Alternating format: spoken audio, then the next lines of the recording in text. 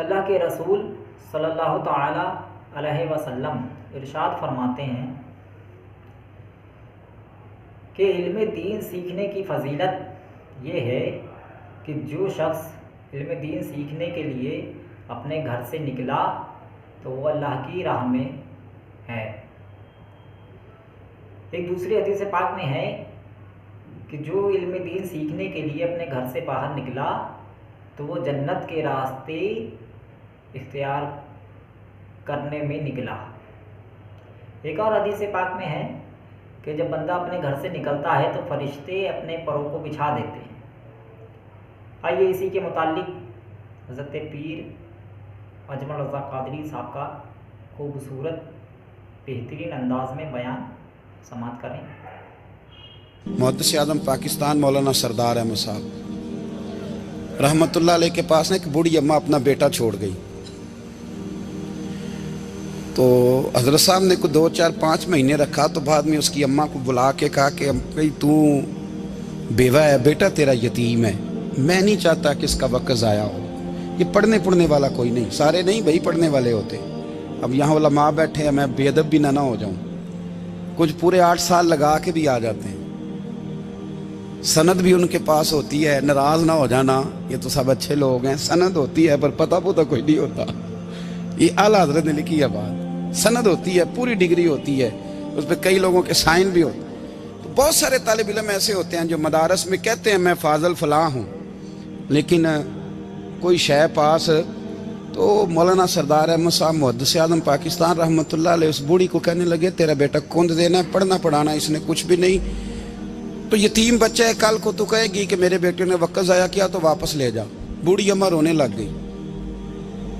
کہنے لگی میں پڑھانے تو نہیں لائی تھی، میں تو آپ کو رب کا ولی سمجھتی ہوں، میں تو نوکری کرانے لائی تھی، نوکری۔ حضرت انس بن مالک کہتے ہیں میری اماں بھی حضور کی بارگاہ میں دے گئی تھی،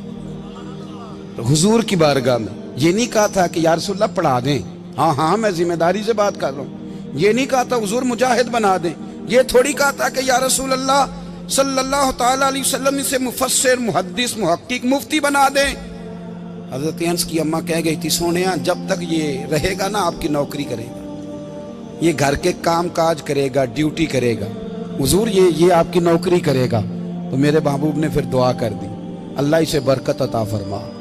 تم سمجھتا ہے خدمت والا خالی رہ جاتا ہے؟ جتنا ذائقہ خدمت والے کو ملتا ہے جو اس کے نصیب میں آتا ہے وہ کسی کا نصیب کہاں بھائی۔ حضرت انس کہتے ہیں حضور نے دعا کر دی برکت کی، مجھے تو کھیتی باڑی آتی بھی نہیں تھی، پر لوگوں کے باغ میں سال میں 1 دفعہ پھل لگتا تھا، میرے باغ میں 2 دفعہ لگتا تھا۔ حضور نے دعا کر دی یا اللہ اسے اولاد دے، فرماتے ہیں میرے بیٹے، میرے پوتے، میرے نواسے، میری بیٹیاں، فرماتے ہیں میں زندہ ہوں اور میری 100 اولادیں موجود ہیں۔ پریشان ہو گیا 100 سن کے کہ بچے 2 ہی اچھے، 100 اولادیں میری موجود ہیں۔ حضرت انس بن مولانا سردار احمد صاحب کے پاس نا چھوڑ گئی بچہ، کہنے لگی حضرت جی میں کو پڑھانے کے لیے تھوڑا چھوڑ گئی ہوں، میں تو اس لیے چھوڑ کے گئی ہوں کہ آپ مہربانی کریں خدمت کرائیں۔ تو حضرت جی کہنے لگے کوئی ایسا کام ہی نہیں، خدمت والا کیا کراؤں؟ کہنے لگی پٹھے پوا لیا کرو جی، ان لڑ پیندے نے، کہنے نے بچے کام کر دیں مدرسے دا، حالانکہ اب کہاں بچے کام کرتے ہیں، اب تو گزر گیا دور، اب تو بچے کام کراتے ہیں، اب بچے بھی ناراض ہو رہے ہیں، گھور گھور کے دیکھ رہے ہیں، صحیح پہ رہا ہوں آپ کو، بچے کام کراتے ہیں، بچے کہاں کام کرتے۔ کہنے لگی یہ چارہ ڈالے کرے گا آپ کی بھینسوں کو۔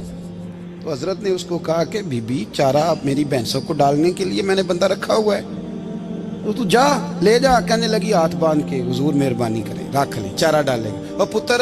توجہ سے چارہ ڈالنا حضرت کی بھینسوں کو۔ رونے لگی، حضرت نے رکھ لیا، مہینے کا خرچہ بھی دیتے، شام کو نا وہ سارا دن کام کرتا، شام کو آ کے پیروں میں بھی بیٹھ جاتا، حضرت جی لائیں تیل تھوڑا سا پیر نہ دبا دوں۔ 8 سال ساتھ والے پڑھتے رہے، یہ بیچارہ نوکری کرتا رہا، میرا روپ بھی نہیں تے میرا رنگ بھی نہیں، اور مینو یار منان دا ٹنگ بھی نہیں۔ کبھی کبھی نا حضرت بلال حبشی فارغ ہوتے نا تو نبی پاک کی بارگاہ میں عرض کرتے حضور کوئی کام تو نہیں، سارے ہو گئے، حضور جاؤں ذرا، چلے جاتے۔ ایک دن سلمان فارسی کہنے لگے یا رسول اللہ یہ بلال کہاں جاتا ہے؟ فرمایا جا دیکھ کے تو آ۔ حضرت سلمان واپس آئے تو آ کے رونے لگے، کہنے لگے سونیا जब यहाँ से जाता है ना तो जाके सैयदा फातिमा की चक्की पीसनी शुरू कर देता, बीबी साहबा के काम करने लगता है, घर में जाके स्नैन की ड्यूटी करता है, वहाँ भी काम यहाँ भी काम। वो चारा डालता रहा, उसने चारा डाला, हज़रत मुहद्दिस आदम की भैंसों को दस्तार फजीलत का वक्त आ गया, सारे पगड़ियाँ सजा के आ गए, आज दस्तार होगी। ये ना पीछे होके बैठ गया, चूँकि पढ़ा ही नहीं था तो दस्तार का है कि दस्तार तो उसकी जो पढ़ेगा, हमने तो पढ़ा ही नहीं, हमने तो यार पढ़ा, घर पढ़ा, ड्यूटी करी। हज़रत मुहद्दिस आदम रहमतुल्लाह अलैह के यहाँ जब ऐलान होने लगा ना कि अब दस्तार होगी, तो हज़रत ने पहला ऐलान उसका फरमाया। तो मजा वाला बंदा कपड़े भी कदी कदी बदल देना, वो कहता है जिस हाल में भी था मैं पलट के देखने लगा कि पड़ा पड़ा है तो है, कोई शय नहीं, तो ये माजरा क्या है। पीछे से उठ के आए तो कहते हैं बाकियों की दस्तार किसी आलिम ने की, किसी सूफी ने की, लेकिन ये भैंसों को चारा डालने वाला जब आया तो मुहद्दिस आदम ने फरमाया पगड़ी के बाल को कोई हाथ ना लगाए, ये सारी दस्तार मैंने करनी है। और फरमाते हैं हजरत बाल भी देते जाते थे और आंसू भी बहाते जाते थे, माथा भी चूमते थे और फरमाते थे दस्तार के बाद चला तो नहीं जाएगा यार, मुझे तो इबादत भी नहीं रह गई, मुझे तो चाबियों को भी नहीं पता कौन सी कहाँ रहती है, जाएगा तो नहीं तू। तो रो पड़ा, कहने लगा सोने जाए तो वो जिसके पल्ले कुछ है हो, आता जाता तो है कुछ नहीं, मुझे किसने रखना है, मैंने कहाँ जाना है, इधर कहाँ, तो इधर ही रहूँगा। उस तालिब इल्म के सारे उस्ताद भाई कहते हैं उसने दस्तार कराई, पढ़ा पढ़ाया कुछ नहीं, पर जो मसला अड़ जाता था ना, वो जो अड़ जाता था ना, वो जाके उससे पूछते थे तो किताबें खोलने की ज़रूरत नहीं